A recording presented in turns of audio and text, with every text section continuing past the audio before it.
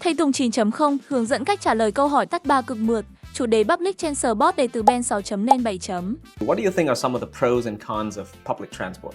Well, when we speak about the public transport, the very first advantage that I can think of is that they have a rooftop compared to the motorbike that we usually drive in normal days, especially in some days when the sky is rainy, for example. Like it's much more comfortable to have a rooftop to cover your head. But for the disadvantage side, I think one of the biggest drawback of this transport is that it has such a fixed schedule that not everyone can follow. Right? For example, I remember I used to go by bus to my high school, and there was one day that I had to wait at the bus station for like 30 minutes to catch a bus. It was quite annoying and inconvenient because of course I was late on my class that day. Okay, so this is going to sound a little bit silly and random, but the first advantage that I can think of is the fact that you get a roof over your head, so you don't get wet when it rains. Plus, buses and train cars are usually air conditioned, right? So you don't die from the heat in the summer. Like, of course, you can always drive and you can get a taxi, but that's not exactly viable for students like me. As for the disadvantages, I guess the biggest drawback has to do with flexibility. So obviously, when you take public transport, you have to follow a fixed schedule.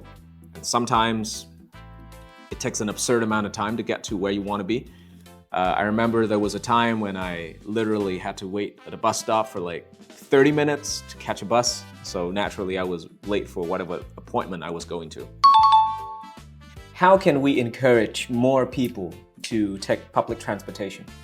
I mean, first of all, the government should be the one who take the action here, because they should be the one who tell the public about the serious problem that we're having with the pollution and all that relevant stuff that we're having. All these private vehicles that emit the gas, they are really exacerbating the situation. So I think that's a great reason for the government to encourage people to take the public transport, which is really environmentally friendly. So I think the government can approach it from a sustainability standpoint. I guess they could educate the public on how driving personal vehicles is going to exacerbate air pollution and how much less environmentally destructive it would be if they made the switch to public transportation. I mean, a lot of people talk about like reducing the fares, but I don't think that would have much of an impact because honestly, they're already quite cheap. A lot of people today care about the environment anyway, so maybe focusing on like the environmental impact would be a smart way to go about it. In your opinion, how developed is the transit system in your country? I mean, compared to some developed countries like Japan or China, I don't think that Vietnam have enough resources to offer that many options. The only two options I can come up with right now is the bus and the trains, because that's the two most affordable options for everyone to use, because the cost is quite cheap. But however, in the future, I hope that our country can invest more in some innovative public transport, just like Japan. What the Japan is doing, like the subway, for example. So compared to more developed countries, certainly we have much more limited options.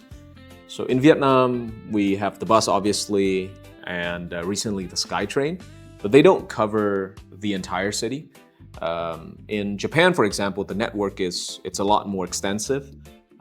There are multiple train companies and there are multiple subway lines, and traveling from one city to another, it's relatively painless. So in the future, I'd like to see more variety. I'd like to see more flexibility in terms of the types of public transportation available to people.